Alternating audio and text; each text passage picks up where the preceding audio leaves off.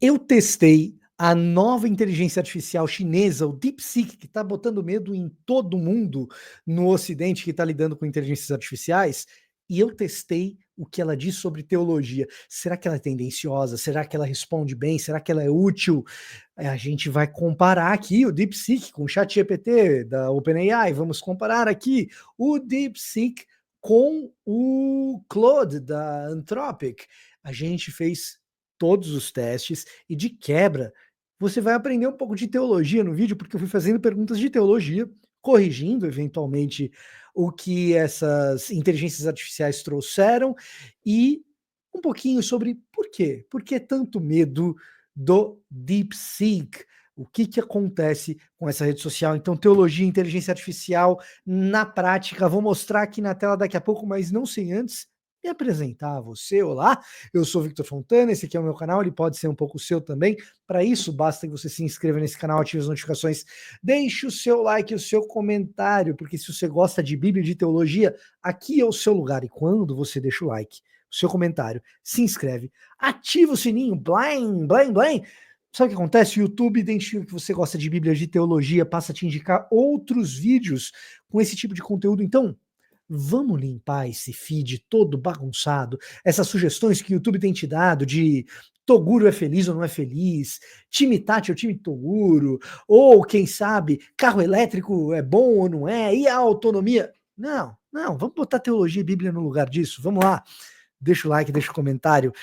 Dito isso, cara, vamos compartilhar a tela aqui, que eu quero que você veja com seus próprios olhos o tipo de resposta que o DeepSeek, será que ele é competente? Será que ele é tendencioso? Que ele dá sobre teologia. Então, essa plataforma que eu estou mostrando para vocês é uma plataforma que eu assino, que me dá acesso a diferentes inteligências artificiais, não é apenas o DeepSeek, ó, se eu abrir aqui, você vai ver que tem várias, né? Então tem o GPT-4, tem o Claude, tem o Gemini, tem um monte aqui.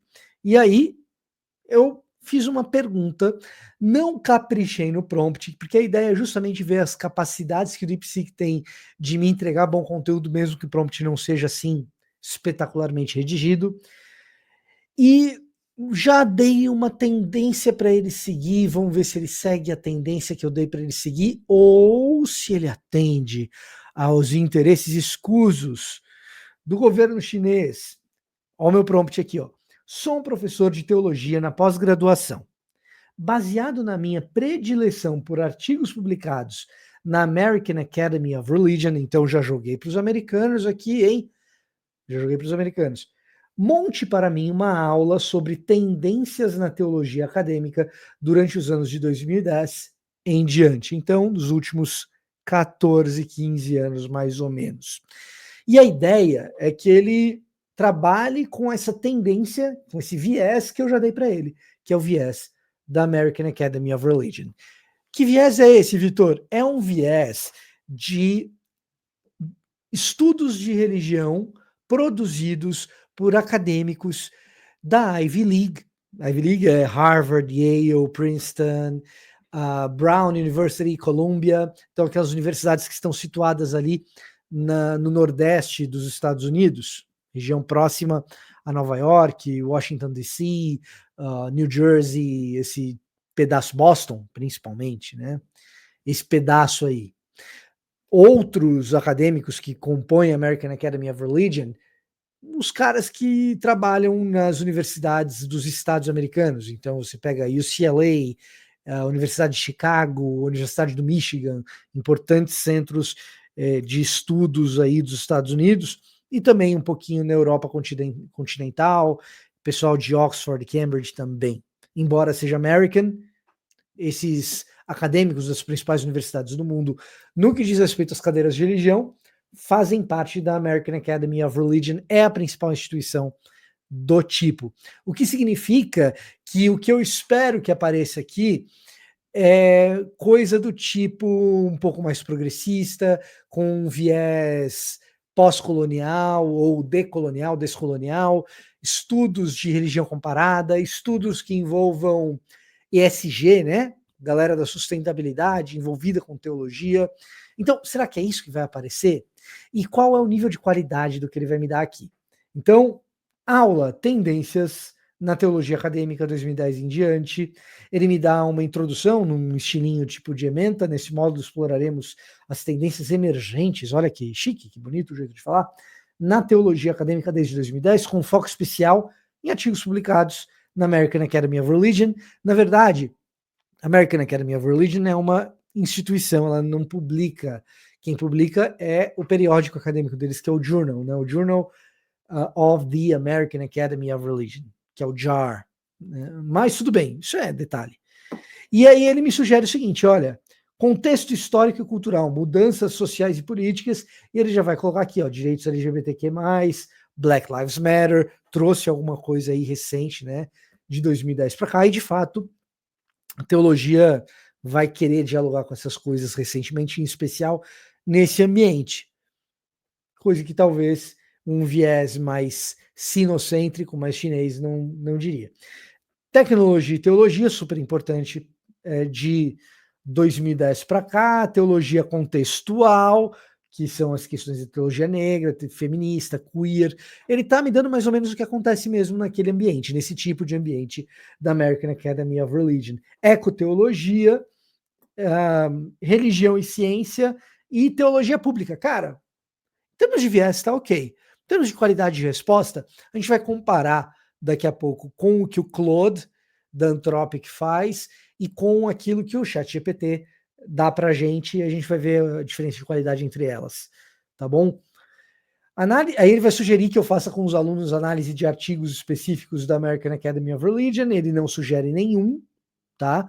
Mas ele só coloca aqui como estrutura para a gente montar a aula. Desafios e oportunidades, discussão e reflexão. Cara, na boa, tá ok isso daqui. Não é ruim. E é uma qualidade aceitável, tá?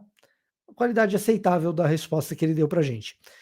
Vamos comparar com aquilo que as inteligências artificiais ocidentais trouxeram pra gente pro mesmo prompt e ver o que a gente aprende de teologia com isso? Então vamos primeiro pro GPT. Vamos pro GPT-4 aqui, tá? O prompt é exatamente o mesmo, exatamente o mesmo. E o que nós vemos aqui é um pouco mais aprofundado. Teologia contextual, ele me dá uma definição, ele vai abordar a questão da globalização. Quando for falar das teologias contextuais, ele já vai abordar a questão da diversidade sexual e de gênero um pouquinho mais. Ah, será que a questão de gênero não abordou por causa do viés sinocêntrico? Eu acho que não, porque ele trouxe o LGBTQIA+, que é uma questão na China, né? A supressão desse tipo de movimento e a opressão desse tipo de grupo na China é maior do que no Ocidente. Aí ele traz justiça social, né? Interdisciplinaridade, já é uma coisa a mais que no DeepSeek não tinha, diálogo interreligioso, que é uma coisa que eu esperaria ver com maior ênfase no DeepSeek, não vi. Então, você vai vendo que a questão não é tanto viés, mas qualidade. A qualidade da resposta do GPT é superior ao do DeepSeek em detalhamento, e eu diria até em precisão, né, nas questões de precisão o GPT supera. Trouxe para mim aqui estudos sobre secularização, que não estava lá. Teologia pública tem aqui, tem lá. Então, influência das mudanças sociopolíticas globais. O que a gente não encontrou aqui? A gente não encontrou aqui a relação entre fé e ciência, que é sim relevante, está lá no DeepSeek e não está no GPT, mas a gente pode pedir para o GPT colocar depois, isso não é um problema. E faltou mais alguma coisa? Eu acho que não. Acho que estamos bem. Talvez alguma questão de ecoteologia um pouquinho mais pronunciada do que o que está aqui, mas, cara, a qualidade da resposta do GPT é superior ao do DeepSeek, tá? E aí você vai perguntar, então por que o DeepSeek causou esse pânico todo nas inteligências artificiais ocidentais, nas bolsas internacionais, na NVIDIA? A gente vai falar disso daqui a pouco, mas antes eu queria te mostrar a resposta do Claude, tá? Que é, na minha opinião, a melhor das três, tá? Então, o que ele vai me dar aqui? Falar de teologia pública, de teologia interreligiosa, feminista e de gênero, ecológica, que estava no DeepSeek e não estava no GPT. Aqui está, interreligiosa que estava no GPT não estava no DeepSeek. Aqui está, teologia digital. E, de novo, a gente vai ficar faltando alguma coisinha aí. Não, na verdade não faltou nada não. Tá? O Claude ofereceu algo um pouquinho mais completo. Tá? Você percebeu que eles são bem próximos entre si? É isso que assusta. É o fato do DeepSeek, com muito menos recursos, oferecer um resultado que está muito perto. Está chegando quase lá. E posso te falar, o prompt que eu usei é um prompt generalista para as três. E o DeepSeek, ele funciona muito bem com prompts específicos, por causa do funcionamento dele. O DeepSeek, ele funciona diferente do Claude, diferente do GPT, do Meta AI que você tem aí no seu WhatsApp, do Grok que está lá no Twitter, que são inferiores. Eu nem fiz o teste com eles porque, de fato, o tipo de resposta que vem é inferior. Mas essas inteligências artificiais ocidentais, todas elas, têm um sistema de probabilidades extremamente potente que faz um vasculhamento de análise de dados de uma base de dados gigantesca. O DeepSeek faz diferente. O DeepSeek, ele não precisa consultar tudo. Ele consulta só aquilo que é relevante para responder. E isso faz com que a velocidade de resposta do DeepSeek seja superior a desses dois aqui que eu mostrei para você. Em especial do Claude. O Claude dá uma resposta de qualidade muito boa, mas ele demora para gerar uma resposta. A resposta do DeepSeek é muito ágil. E mais do que isso, com a plataforma aberta, o DeepSeek disponibilizou os seus códigos. O que você pode fazer? Você pega a plataforma do DeepSeek, instala no seu computador pessoal e você transforma isso num fornecedor de respostas específicas a partir de uma base de dados que seja boa para aquela pesquisa que você está fazendo. E isso potencialmente torna as respostas do DeepSeek melhores dentro de um determinado nicho do que aquelas que o ChatGPT da OpenAI e o Claude da Anthropic são capazes de fornecer. E aqui eu falei uma questão chave para você entender tudo o que está acontecendo. Eu disse que você pega o DeepSeek, traz para o seu computador pessoal e você pode usar ele offline, sem oferecer seus dados para ninguém, e fazer ele rodar no seu computador pessoal. Fazer ele rodar no seu computador pessoal significa que ele só precisa de um bom computador para rodar. O ChatGPT, o Claude e essas outras inteligências artificiais precisam de data centers gigantescos, enormes para rodar. E isso implica em muitos chips, muitos computadores, muitas GPUs gigantescas para processar aquelas informações. Enquanto o DeepSeek processa as informações desde que você tenha um computador bom em casa. Um hospital, por exemplo, talvez queira rodar o seu sistema interno de inteligência artificial com os computadores que ele tem, com o seu servidor, sem conexão com o mundo externo, com uma especialização muito nichada, específica para fornecer respostas na área da saúde. Ou seja, eu reduzi drasticamente os custos operacionais da inteligência artificial. E é isso que está provocando todo o problema financeiro em bolsa, tanto para quem investiu muito nas inteligências artificiais ocidentais, mas principalmente para aqueles que investiram muito em hardware para ser fornecedor, para fornecer os chips necessários para esses data centers gigantescos. Por isso que estão falando tanto da NVIDIA. NVIDIA que faz placa de vídeo, a NVIDIA que faz GPU, processamento. Essa é a grande tarefa da NVIDIA. Ela perdeu muito valor de mercado, porque as pessoas estavam apostando que ia precisar de muito hardware para continuar fazendo a revolução da inteligência artificial, os chineses provaram que não precisa. E aqui a gente viu um exemplo simples de como, com muito menos processamento, a gente atingiu um nível de resposta muito parecido. Do Claude ainda é melhor? Do Claude ainda é melhor, mas é parecido. Agora, o medo que a gente tem de viés chinês na teologia, que é uma área sensível, a gente não teve tanto problema. Onde a gente tem problema? Quando a gente começa a detalhar as buscas. E aí eu falei, bom, com essas informações eu não consigo dar uma aula, eu preciso de mais coisa. E aí, opa, coloquei na inteligência errada, vamos voltar aqui para o DeepSeek.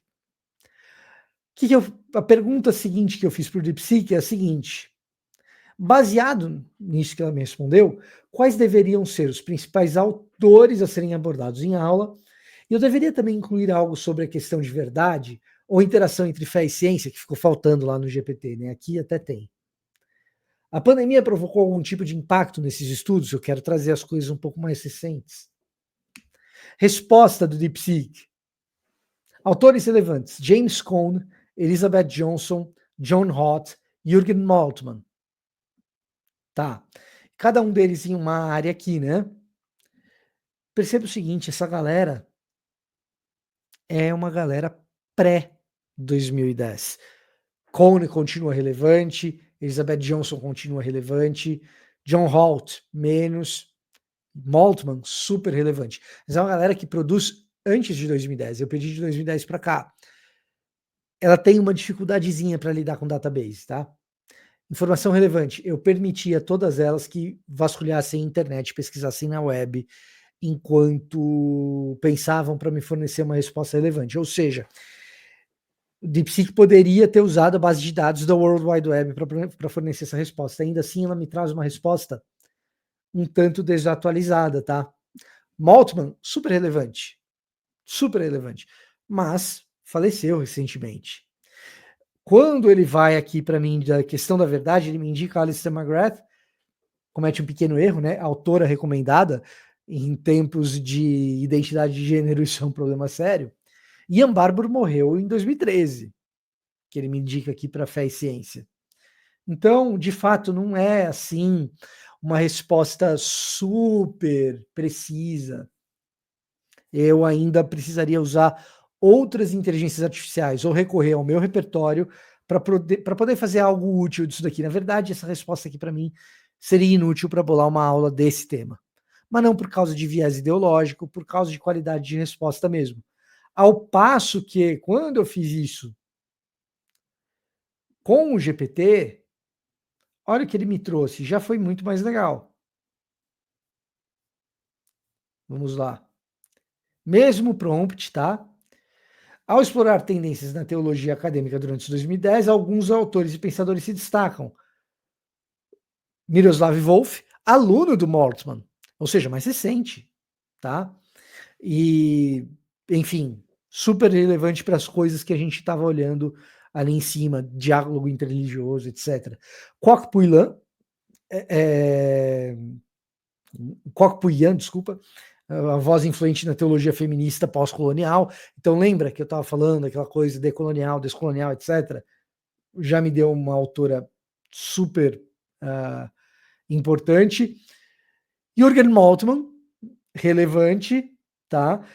Mas ele já me diz, ó, embora suas obras iniciem antes da década de 2010, seu trabalho contínuo em ecoteologia e esperança continua relevante. Então ele já me dá a informação de que a gente está lidando com um autor datado. Willie James Jennings, que é um teólogo que trabalha em intersecções de raça, teologia e espaço comunitário, super importante. Catherine Keller, que não é a esposa do Tim Keller, é outra Catherine, essa é com C, aquela é com K. Oferece contribuições significativas na área da teologia processual, ecofeminismo e teologia política, teologia processual, teologia do processo, a derivação aí do teísmo aberto. Então a gente está falando de fato de autores que alguns erroneamente vão apontar como liberais, mas que de fato se distanciam daquilo que é a teologia conservadora. Aí ele fala, olha, sobre a busca pela verdade, a gente pode tratar com filósofos como Alasdair MacIntyre, legal. Fé e ciência, ele me traz o Polkinghorne, que é muito mais recente do que o Ian Barbour, e o Alistair McGrath. Sim, correto, muito bem. Impacto da pandemia, ele me dá alguns insights. Bom. Claude, e aqui a gente tem a melhor resposta de todas. E que eu quero te mostrar um pouquinho. É bom porque você vai conhecendo alguns autores nessas principais discussões. Olha como o Claude já traz a resposta organizada para mim. E isso é um uso ético de inteligência artificial para diálogo com teologia. Em outras palavras, eu que sou usuário, avalio a qualidade da resposta, eu não dependo de descobrir coisas novas com a inteligência artificial, porque o meu repertório é suficiente para avaliar se o que a inteligência artificial está me trazendo é correto ou não. Mas a inteligência artificial faz o quê? Já traz o conhecimento organizado para mim. E aqui o Claude faz um trabalho extraordinário. Ele pega cada um dos temas que já tinham antes e organiza os novos autores que eu pedi. Então, em teologia pública, que é uma questão não só de 2010 para cá, mas desde o século XIX, com o advento do racionalismo, a teologia perde cada vez mais o seu espaço no debate público, então a gente precisa formular o que é teologia pública, formular a teologia para estar em público. O liberalismo teológico é uma resposta precisamente a essa questão. Obviamente, o liberalismo teológico ele cai durante o intervalo entre guerras e principalmente durante a Segunda Guerra Mundial e no pós-guerra. Então a gente vai ter outros tipos de teologia pública sendo feitas, como, por exemplo, a sequência do que é a teologia da esperança do Moltmann no Wolff, no Miroslav Volf. Pô, agora a gente está conversando. Cornel West é uma evolução um pouco mais atual do James Cone. Lembra que o Cone estava desatualizado lá no DeepSeek? Aqui a gente tem o Cornel West, que é uma representação mais contemporânea, foi candidato a presidente dos Estados Unidos no ano passado, um candidato independente, por isso a gente não ouve falar tanto, mas que é uma evolução da teologia negra do James Cone em alguma medida, embora ele seja um intelectual que se sustenta nas próprias pernas, sem depender dos ombros de outros também. Elaine Graham, que também é um nome importante na teologia pública. Aqui ele vai dando uma série, olha Kwok Puyan aparecendo aqui de novo, com a teologia pós-colonial, feminista, tá? Enfim, ele me dá uma quantidade de informação organizada muito superior à dos outros. O que significa o seguinte: a hora que os engenheiros da Anthropic entenderem como o DeepSeek funcionou, eles podem pegar esse tipo de inteligência mais evoluída do Claude e adaptar a busca do Claude. Então, não é um problema assim tão grande para o Ocidente, no que diz respeito ao desenvolvimento de inteligências artificiais. No que diz respeito ao uso de data center, a galera que produz hardware realmente está em maus lençóis. Mas isso não é necessariamente uma notícia ruim, por quê? Bom, reduzir o custo da inteligência artificial está longe de ser ruim. Reduzir a dependência dos fabricantes de microchips também está longe de ser ruim. Reduzir o uso de energia desses data centers gigantescos está longe de ser ruim. E reduzir o impacto ambiental da própria produção desses chips também não é ruim. Então, isso não é uma coisa ruim necessariamente. Olha, me indicou o Van Hooser aqui. Quando eu falei de pandemia, ele já me trouxe aqui muito mais elaboração teológica e ainda me sugeriu Brugman, Moltmann. Já que você me sugeriu Brugman, putz, olha só, estrutura da aula revisada, já me deu outra aula estruturada de acordo com as coisas que eu perguntei acima. Ou seja, o Claude está muito na frente dos outros para esse tipo de uso. Tá? Eu falei, olha, já que você me sugeriu o Walter Brugman, explica para mim o conceito de imaginação profética. Percebe que eu estou brincando com o meu próprio repertório. Eu sei o que Brugman escreveu, né? Imaginação profética. e o que ele pode me dizer do período de pós-pandemia, porque que é relevante. E aqui eu queria fazer uma propaganda. A imaginação profética que eu acabei de mencionar tá aqui, ó.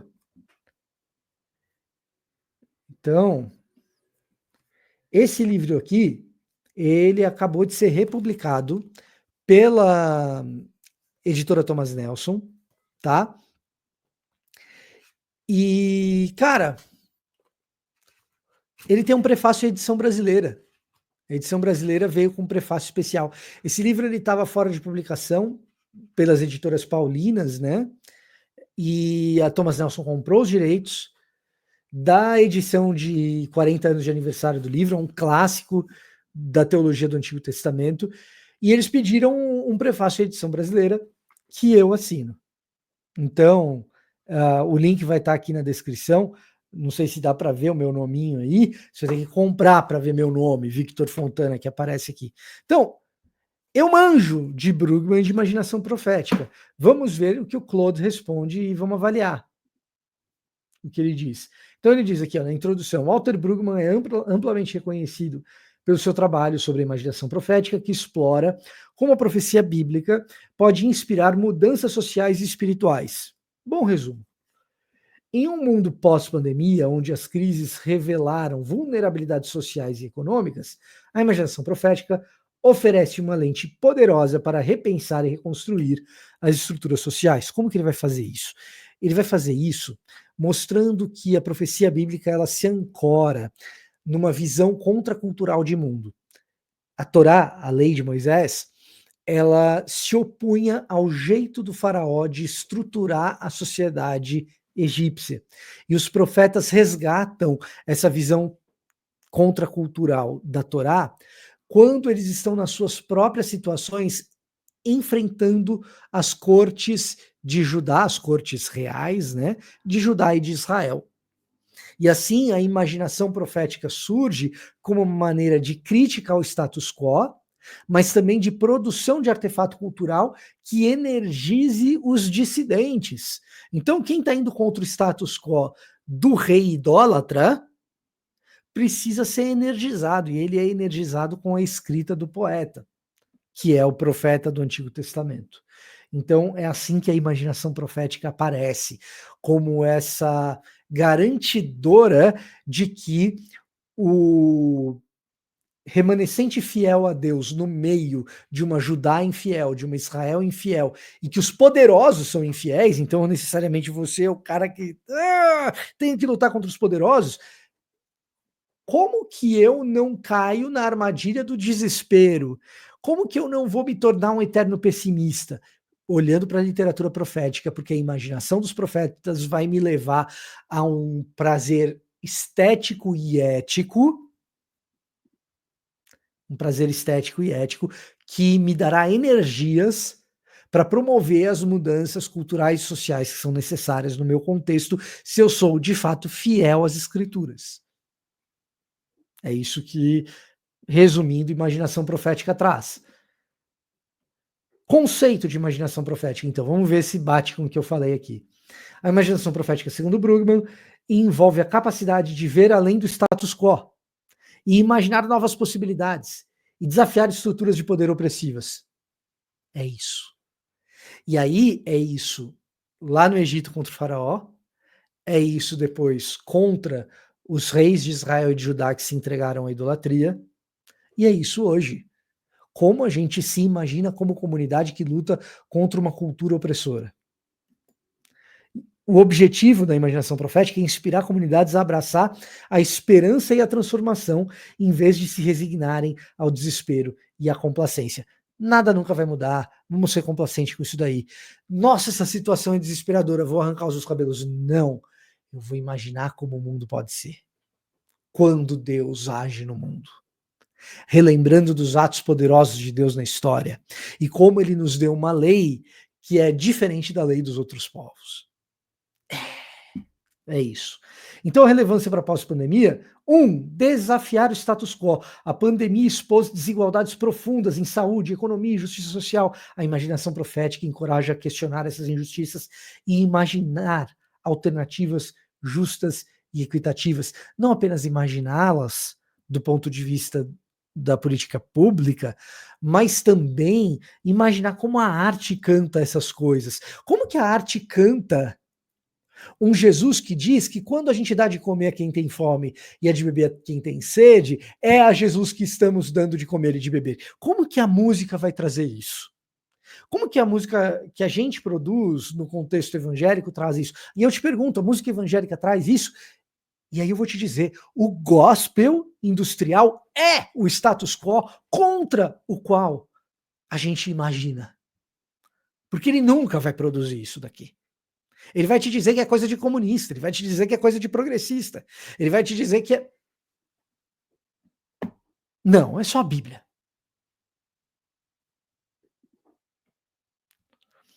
Exemplo, a mobilização comunitária para apoiar os mais vulneráveis e reconstruir laços sociais. Isso a igreja faz. Isso a igreja faz. Pô, é só ver a tragédia do Rio Grande do Sul e ver o papel das igrejas nesses lugares. Isso a igreja faz. Tá? Em tempos de incerteza, a imaginação profética oferece uma visão de esperança e renovação que pode motivar a ação coletiva. Resiliência espiritual em comunidade. O Brugman enfatiza a importância de narrativas que sustentam a resiliência espiritual em um mundo pós-pandemia. Isso significa fortalecer comunidades de fé. Você percebeu que no pós-pandemia teve muita gente saindo de mega igreja para procurar igrejas menores onde elas pudessem estabelecer vínculos comunitários mais profundos e mais sólidos? É quase que instintivo e intuitivo.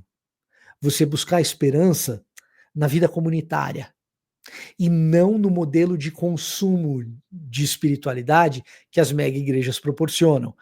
Ah, existem mega igrejas que não apostam no consumo? Existem. Palmas para elas, inclusive, porque é super difícil. E existe gente ainda querendo ir para a mega igreja só consumir fé? Aos montes. Mas uma espiritualidade que é fundamentada no desafio ao status quo, vai olhar para esse consumo de fé e dizer: não, não, não, não, não, não, a gente precisa fortalecer os vínculos comunitários e, portanto, a gente volta para lugares onde a gente possa estabelecê-los. Igrejas menores, igrejas que têm grupos pequenos que realmente funcionam como espaço de laço e vínculo e não como pressão para crescimento e multiplicação. Lugares em que o grupo pequeno seja um espaço de crescimento bíblico e aprofundamento de fato, e não apenas de exercício de poder e práticas de liderança como aquelas que a gente vê na autoajuda. Certo? Então, isso é uma boa resposta de como o Brugman faria isso. Mas a gente viu bastante o nome do Moltmann aparecer, né, do Moltmann aparecer nas 3 inteligências artificiais. Então eu fiz o seguinte, ó, fiz essas mesmas perguntas a outras inteligências artificiais e o nome de Jürgen Moltmann apareceu em todas. Explique mais profundamente como a teologia da esperança se relaciona, teologia da esperança e teologia do Moltmann. Aliás, o link para os livros do Moltmann e do Brugman vai estar aqui na descrição. Se relacionam, como o Moltmann e Brugman se relacionam entre si. Se possível, descreva como você imagina a interação entre os pensamentos de Moltmann e Brugman. E aí ele vai falar aqui da esperança em tempos de crise, de uma escatologia que não é escapista, mas uma escatologia que te leva a imaginar a esperança porque Deus age no período final, trazendo resolução para essas situações. Vai falar de transformação social, vai falar de interação entre fé e ciência. E aqui eu vou pedir mais uma coisa para ele, só para brincar. Produza poemas que possam servir como letras de canções que possamos cantar na igreja,